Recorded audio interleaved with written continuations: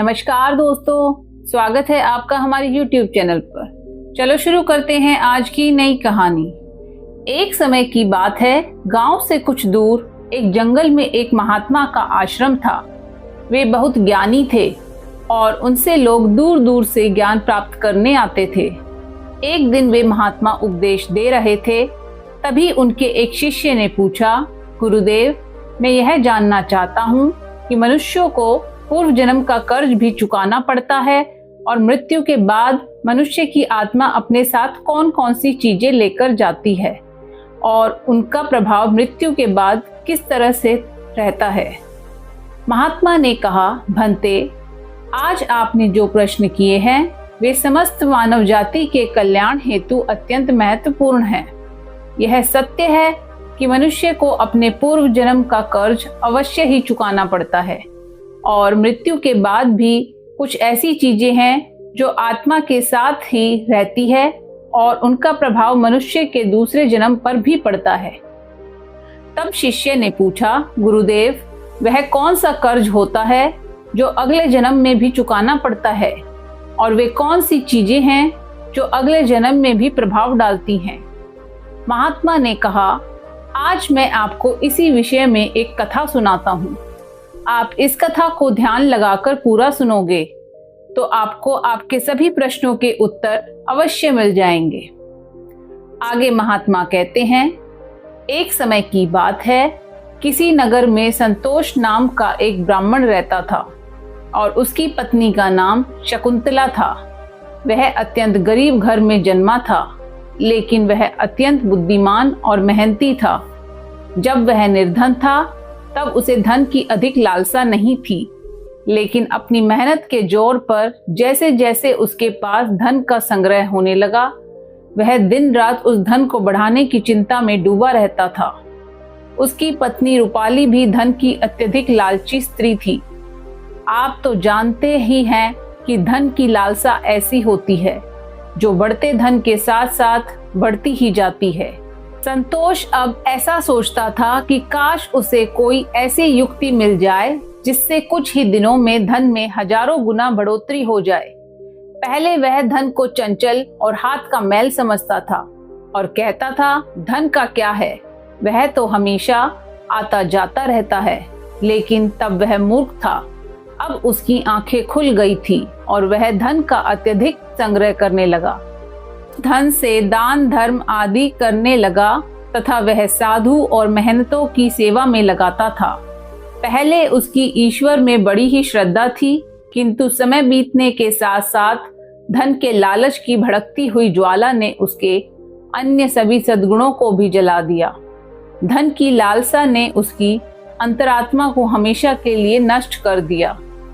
पहले जब भी संतोष के द्वार पर कोई साधु महात्मा आते तो उसका मुख फूलों की तरह खिल उठता था, परंतु अब आदर सत्कार के समय मुख पर निराशा और मायूसी ही रहती थी। एक बार की बात है, संध्या का समय था।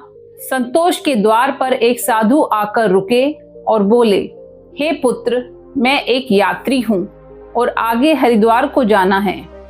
आज की रात बिताने के लिए साधु को स्थान मिल जाए तो अच्छा होगा। मैं बड़ी ही आशा से आपके द्वार पर आया हूँ। उस साधु का मुख संतोष की मूर्ति था, आंखों में अमृत और मुंह में शहद सी मिठास, जिस कारण से संतोष का हृदय भक्ति भाव से भर गया। वह उन्हें प्रणाम करते हुए बोला, जरूर महात्मा जी, आपकी सेवा करना तो मेरा परम धर्म है।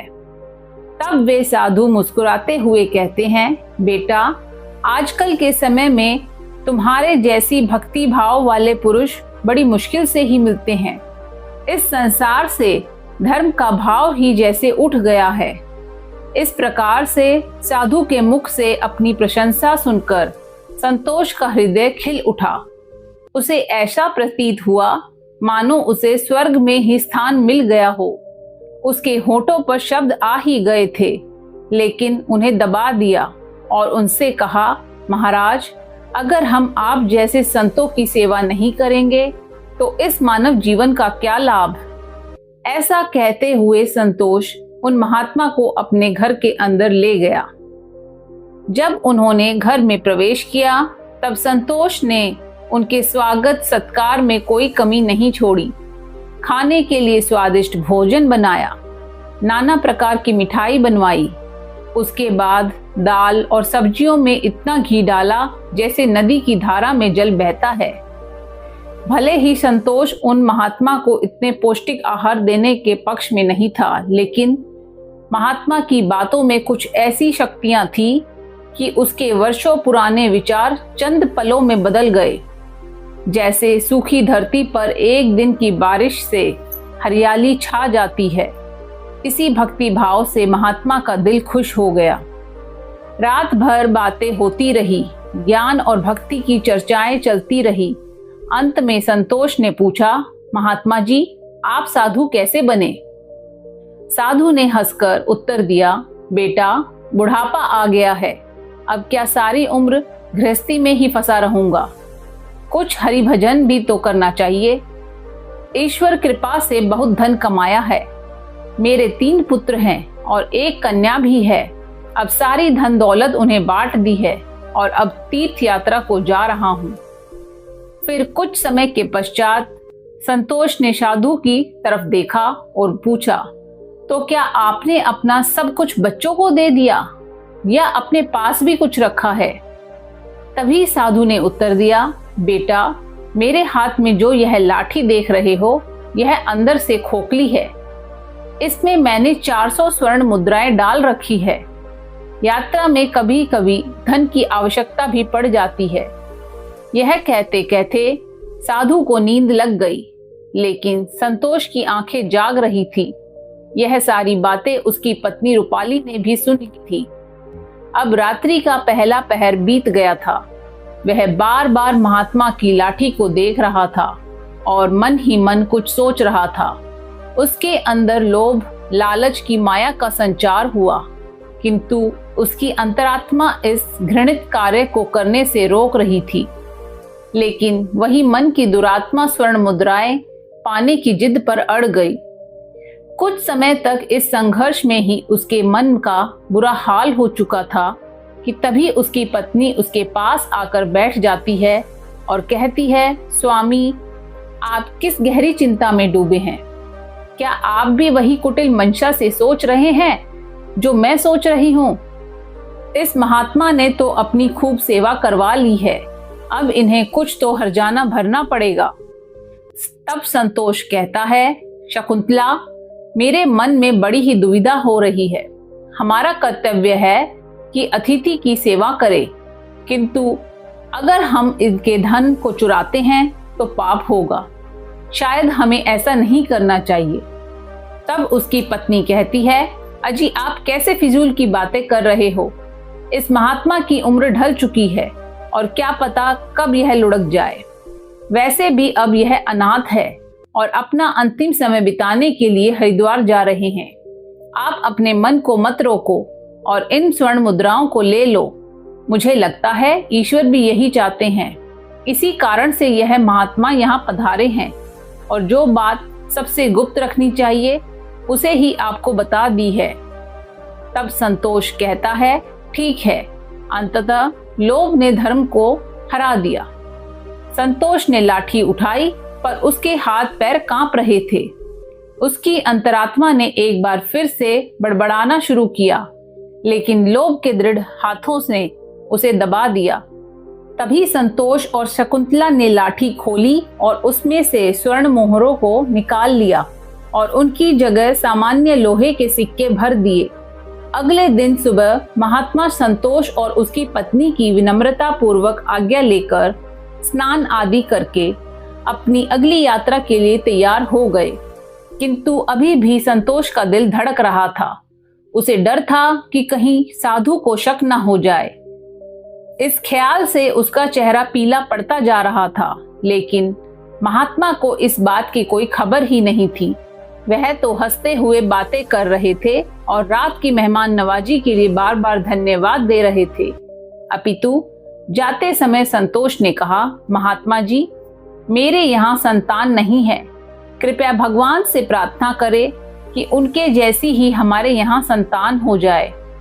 वैसे तो हम पापी हैं हमारी प्रार्थना का कोई असर नहीं हो सकता, किंतु आप तो महात्मा हैं, भगवान आपकी बात जरूर सुनेंगे। तभी मंद मुस्कान के साथ महात्मा ने उत्तर दिया, सुनेंगे या नहीं यह तो वही जाने, लेकिन मैं तुम्हें आशीर्वाद देता हूँ कि भगवान तुम्हें संतान दे। इतना कहकर वे महात्मा वहां से चले गए। अब जैसे संतोष के सिर से एक बड़ा बोझ हट गया था। उसे ऐसा लगा जैसे महात्मा के जाने के साथ ही उसके दिल से एक पत्थर हट गया हो। किंतु वे दोनों पति पत्नी चोरी के फल से नहीं बच सकते थे। यह बात संतोष का मन और मस्तिष्क भी अनुभव कर रहा था, परंतु वह इस चोरी के प्रकट होने से बहुत डरता था। चोरी का प्रकट होना प्रत्यक्ष था, किंतु उसका फल भविष्य के किसी पर्दे में चुपचाप छिपकर सही अवसर की प्रतीक्षा में था। मनुष्य वर्तमान समय के सामने भविष्य की परवाह नहीं करता है। वहीं दूसरी ओर जब वह महात्मा हरिद्वार पहुंचे तो उनका हृदय अत्यंत प्रसन्न हो गया। यहाँ साधु संतों को देखकर ऐसी प्रसन्नता हुई मानो उन्हें सभी देवताओं के साक्षात दर्शन हो गए हों। उनका मन ईश्वर भक्ति में लीन हो गया। फिर रात को महात्मा वहीं संतों के साथ आश्रम में सो गए।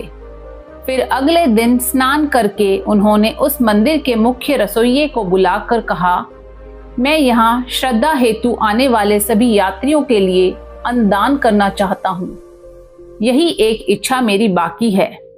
कृपया आप हमें बताएं कि सभी लोगों के भोजन, निवास और वस्त्र दान के लिए कितना खर्च हो सकता है। तभी उस व्यक्ति ने कुछ हिसाब करते हुए बताया, महाराज, अन्न दान, निवास और वस्त्र दान और अन्य सभी प्रकार के कार्यों के लिए कुल 300 स्वर्ण मुद्राएं लग सकती है। महात्मा ने कहा, ठीक है, मैं इसका प्रबंध करूंगा। आप बस कल के सभी कार्यक्रमों का आयोजन करो। कहकर वे गंगा स्नान के लिए चले गए। फिर अगले दिन उनके कहे अनुसार उस रसोइये ने पूरा आयोजन किया। हरिद्वार के परिसर में बड़ी ही धूमधाम और खुशी के साथ अन्नदान, वस्त्रदान, भजन आदि कार्यों का संपन्न किया।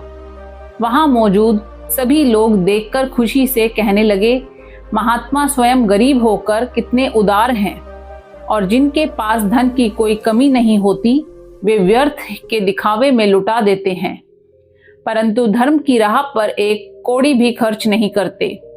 यह एक नेक दिल मनुष्य है जिसने अपना धर्म समझा और धर्म के सामने धन का मुंह नहीं देखा।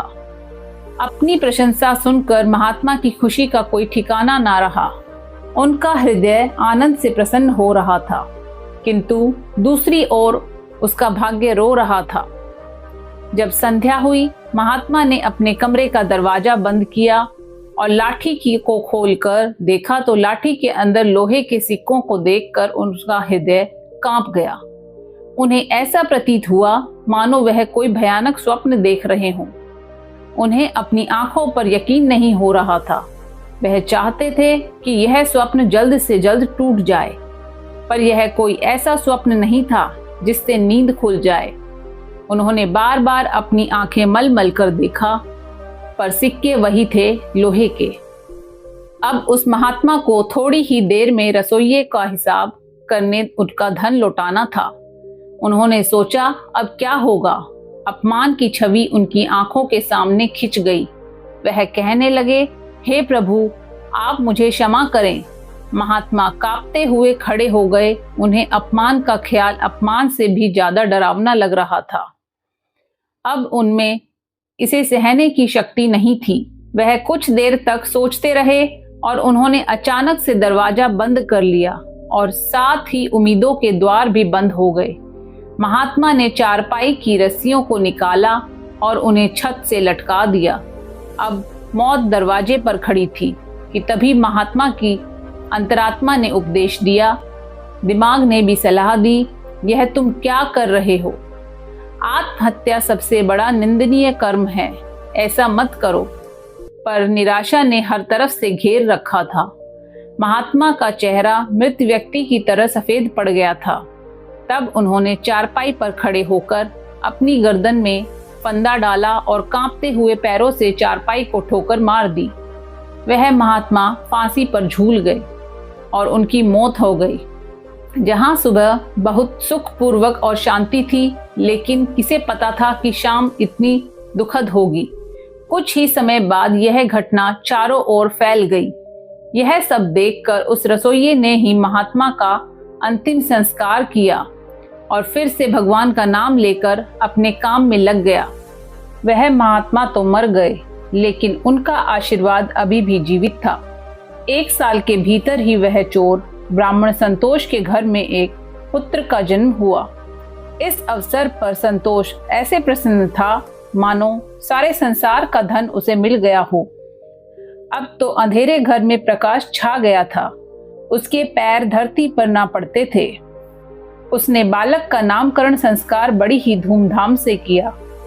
इस उत्सव के अवसर पर एक नगर भोज दिया गया। उस दिन संतोष ने अपनी सारी जिंदगी की कंजूसी निकाल दी और धन को पानी की तरह बहाया और बालक का नाम संकेत रखा गया। संकेत बहुत ही सुशील और भगवान का उपासक बालक था। उसकी तीक्ष्ण बुद्धि देखकर आश्चर्य होता था। लोग कहते थे कि यह कुल का नाम बढ़ाएगा। संतोष यह सुनकर फूला ना समाता था। इसी प्रकार 5 वर्ष बीत गए। संकेत शिक्षा ग्रहण करने हेतु आश्रम में गया। वहां भी उसके गुणों का विकास होने लगा। वह हमेशा अपनी कक्षा में प्रथम आया करता था। संतोष यह देखकर ईश्वर का धन्यवाद करता था, लेकिन कभी कभी जब उसे उस महात्मा के साथ अपने दुर्व्यवहार की याद आती तो उसके दिल में चुभन होती और उसकी आत्मा पर एक अनजाना सा डर छा जाता था। उसे बार बार अपने ऊपर गुस्सा आता था। वह अक्सर मन ही मन दुखी रहता था और मन ही मन कहता, मेरी बुद्धि कैसी खोटी थी, मैंने ऐसी मूर्खता क्यों की। लेकिन बीता हुआ समय उसके हाथ में नहीं आ सकता था। उसने स्वर्ण की 400 मोहरों को एक लाल वस्त्र में बांधकर संदूक में रख दिया और यह निश्चय किया कि वह उस महात्मा को वापस दे देगा। फिर उसने महात्मा की खोज शुरू कर दी। कई लोगों को भेजा, लेकिन वह उस महात्मा तक नहीं पहुंच सका। इतना समय बीत गया कि अब संतोष उस घटना को भूल गया, परंतु स्वर्ण मुद्राएं अभी भी एक लाल वस्त्र में लिपटी हुई उसी संदूक में पड़ी थी। समय गुजरता गया और संकेत अब 21 वर्ष का हो गया था। साथ ही उसे एक बीमारी ने जकड़ रखा था और संकेत के इलाज में काफी धन का खर्च हो रहा था। फिर एक दिन अचानक संतोष अपनी पत्नी शकुंतला और बेटे संकेत के साथ हरिद्वार के लिए निकल पड़ा। वहां पहुंचकर वे एक आश्रम में ठहरे। वहां संतोष को पता चला कि उनके बेटे संकेत का व्यवहार साधुओं जैसा हो रहा है। उसके अंदर वैराग्य आ रहा है। वह दिन रात साधुओं के डेरे में समय बिताता और जब भी किसी दीनहीन या गरीब को देखता तो उसकी मदद करता था। इसे देखकर संतोष बहुत परेशान होता था, पर वह कुछ नहीं कर पाता था। संकेत उसकी इकलौती संतान थी। उसका मुख देखकर संतोष का क्रोध शांत हो जाता था। वह बहुत सोचता था, परंतु संकेत के इस स्वभाव का कारण उसे समझ में नहीं आता था। फिर दूसरे दिन संध्या के समय संतोष भजन कर अपने आश्रम की तरफ लौट रहा था कि रास्ते में एक बूढ़ा आदमी उसे रोता हुआ मिला। तब संकेत ने आश्चर्य से पूछा, भाई रोते क्यों हो? तब वह बूढ़ा आदमी कहने लगा, बेटा क्या कहूँ, कहते हुए लज्जा आती है। अगर तुम जानना ही चाहते हो तो सुनो, मैं गंगा जी में डूबकर अपना जीवन समाप्त करने जा रहा हूँ, क्योंकि मुझे व्यापार में घाटा हुआ है और मेरे सिर पर बहुत सारा कर्जा है। संकेत कहता है, पर यह तो छोटी सी बात है। उस बूढ़े व्यक्ति ने अजीबोगरीब नजरों से संकेत की ओर देखते हुए कहा, मुझे अपना कर्ज चुकाना है, नहीं तो मेरे पास आत्महत्या करने के अलावा कोई विकल्प ही नहीं है। तब संकेत कुछ देर तक चुप रहा। यह मौन उस दुर्भाग्यशाली बूढ़े व्यक्ति के लिए एक उम्मीद बन रहा था। उसके आंसू थम गए और फिर संकेत ने पूछा, महाराज आपको कितने धन की आवश्यकता है, कृपया आप हमें बताएं। दोस्तों, जब इंसान निराश और हताश होता है तब उसे हर कदम पर उम्मीद नजर आती है। उस बूढ़े व्यक्ति ने हिसाब लगाकर जवाब दिया और कहा, मेरे सिर पर लगभग 400 स्वर्ण मुद्राओं का कर्ज है। संकेत फिर से कुछ देर के लिए चुप रहा। फिर उसने कहा, महाराज, आप चिंता मत करो, आप बस इसी गंगा के तट पर मेरी प्रतीक्षा करो, मैं बस अभी वापस आता हूँ। आपके लिए मैं कहीं से धन का संग्रह करके लाता हूँ। तब बूढ़े आदमी ने कहा, बेटा, यही पास में ही मेरी एक धर्मशाला है, तुम वहीं आ जाओ। उसी समय संकेत भागते हुए वापस आश्रम में आ पहुंचा। उस समय उसके हृदय में हलचल सी मची हुई थी। उसका चित्त व्याकुल था। वह चाहता था कि जितनी जल्दी हो सके बूढ़े बाबा का संकट दूर कर दे। उसे दिव्य शक्ति ने विश्वास दिला दिया था कि इस बूढ़े बाबा की सहायता करना मेरा धर्म है। वह एक विशेष भावुकता के साथ अपने आश्रम पर पहुंचा। तब उसके माता पिता कहीं बाहर गए हुए थे। अब संकेत का रास्ता साफ हो गया था। उसने संदूक पर जो ताला लगा हुआ था उसे एक पत्थर से तोड़ दिया, फिर संदूक को खंगालना शुरू कर दिया। निराशा ने अपनी जगह बना ली थी, लेकिन आशा ने बंधन बांध दिए थे। तभी अचानक आशा की एक किरण नजर आई। संकेत के हाथ में वह लाल वस्त्र आ गया। उसने उसे कांपते हाथों से खोला और उसका दिल कमल की तरह खिल उठा। उस रुमाल में पूरी 400 स्वर्ण मुद्राएं थीं। यह वही सोने की मुद्राएं थीं जिन्हें संतोष ने कभी एक महात्मा से चुराया था। जब मुद्राओं की गिनती की तो वे पूरी 400 ही निकली। संकेत का दिल प्रसन्नता से भर गया। उसने वह मुद्राएं अपनी जेब में डाली और वस्त्र को वापस संदूक में रख दिया और अति उत्साह के साथ उस बूढ़े बाबा के पास जा पहुंचा और उन्हें वह मुद्राएं दे दी। दोस्तों, हर व्यक्ति को पूर्व जन्म का कर्ज चुकाना ही पड़ता है। यह बूढ़े बाबा वही रसोइये हैं जिन्होंने उस महात्मा का अन्नदान और भंडारे का आयोजन किया था, किंतु उनके आत्महत्या करने के कारण इनके ही धन की हानि हुई थी। और संकेत वही महात्मा था जो संतोष के घर में जन्म लेकर अपना कर्ज चुकाकर मुक्त हुआ है। दोस्तों, अब आगे सुनो। होनी को कुछ और ही मंजूर था। जब संकेत वापस लौटा तो उसके मन में एक अनोखी शांति थी, मानो क्योंकि उसका जन्म इसी कार्य को पूर्ण करने हेतु हुआ था। अब उसकी बीमारी ने उसके ही प्राणों की आहुति ली। वहीं जब दूसरे दिन सुबह यह बात संतोष और शकुंतला को पता चली कि उनका पुत्र मृत्यु को प्राप्त हो चुका है, तो इस दुख के कारण उनका हृदय अत्यंत पीड़ा से भर गया और निराशा के साथ उन्होंने भी अपने प्राणों का त्याग दिया। जब उन तीनों की मृत्यु हुई तो उसी रसोइये ने उनका अंतिम संस्कार किया। जब उन तीनों की आत्माओं को यमराज के दरबार में लाया गया, तब यमराज ने संकेत को स्वर्ग में भेज दिया। वहीं दूसरी ओर संतोष और उसकी पत्नी शकुंतला को घोर नरक में डाल दिया। तत्पश्चात उन दोनों को ही अपाहिज बनाकर धरती लोक पर कुत्ते के रूप में जन्म देकर वापस भेज दिया। दोस्तों, जो भी मनुष्य अपने जीवन में कर्ज नहीं चुकाते हैं उन्हें जन्म जन्मांतर तक कष्ट भोगने पड़ते हैं। इसलिए मनुष्य को किसी भी प्रकार के एहसान और कर्ज को चुकता करना चाहिए। दोस्तों, महात्मा आगे कहते हैं, हे भंते, आपके दूसरे प्रश्न के अनुसार मृत्यु के पश्चात भी 5 ऐसी चीजें हैं जो शरीर का साथ नहीं छोड़ती है और मृत्यु के पश्चात भी उस आत्मा के साथ ही रह जाती है। यानी मृत्यु के पश्चात जब आत्मा दूसरे शरीर में प्रवेश करती है तो यह चीजें आत्मा के साथ उस नए शरीर में प्रवेश कर जाती हैं। कामना वह पहली चीज है जो मनुष्य की मृत्यु के साथ ही रहती है और अगले जन्म में भी उसके साथ रह जाती है। दूसरी है कर्म। मनुष्य इस जीवन में पुण्य कर्म और अच्छे कर्म करता है तो अगले जन्म में भी उस मनुष्य को सुख, शांति और समृद्धि की प्राप्ति होती है। तीसरी है वासना। वासना भी कामना का ही प्रकार है। वासना एक ऐसी चीज मानी जाती है जिसका कोई भी अंत नहीं है। मृत्यु की चौखट पर आए हुए लोग भी वासना से मुक्त नहीं हो पाते हैं। इस सांसारिक सुख की चाहत और काम की इच्छा वासना कहलाती है। मन की शांति और ज्ञान की एकमात्र वस्तु है जो वासना से मुक्ति दिलवा सकती है। चौथी है स्मृति या ज्ञान। बुद्धिमान मनुष्य हमेशा ही बुद्धिमान और विवेकशील रहते हैं, जिस कारण से उन्हें जल्दी मुक्ति की प्राप्ति होती है। और पांचवी बात है कर्ज। यह एक ऐसी चीज है जो मनुष्य के मरने के बाद भी उसका पीछा नहीं छोड़ती है।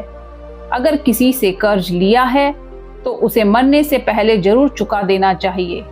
लिया गया कर्ज और दिया गया कर्ज जन्म जन्मांतर तक उस मनुष्य के साथ ही रहता है। अगर कोई मनुष्य कर्ज लेकर मरता है तो उसका कर्ज परलोक में वापस मांगा जाता है, साथ ही उसे अपने कर्ज की सजा भी दी जाती है। इतना ही नहीं, पुनर्जन्म में उस कर्ज के भरण के तौर पर उस मनुष्य के शरीर के किसी भी हिस्से को अपंग या अपाहिज बना दिया जाता है। अगले मिलने वाले जन्म में भी वह व्यक्ति सुख सुविधाओं से दूर रहता है और हमेशा अपने जीवन में असफल रह जाता है। तो दोस्तों, कैसी लगी आपको यह कहानी? आप हमें कमेंट सेक्शन में जरूर बताना, और अच्छी लगी हो तो इस चैनल को सब्सक्राइब जरूर कर लेना। तो चलिए मिलते हैं ऐसी ही कोई नई कहानी में। तब तक के लिए अपना ख्याल रखें और धन्यवाद।